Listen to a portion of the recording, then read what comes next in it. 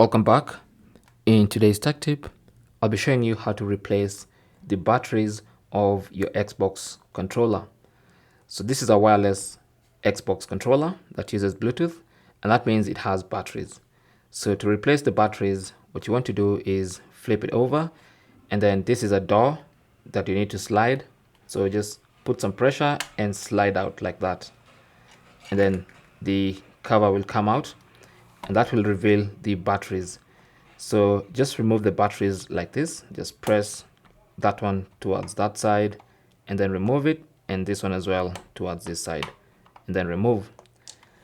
And then now you can take your new batteries, and this should be AA batteries, so make sure you get the correct size batteries.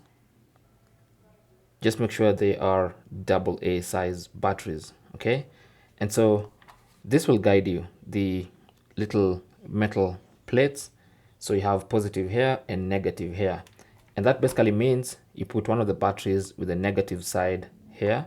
So negative goes to this negative plate, and then positive, so make sure this positive side goes on this other side, and then put the case back on and slide it shut. Simple as that. That's basically how to replace your Xbox controller batteries. Thanks for watching. Comments and questions down below, and good luck.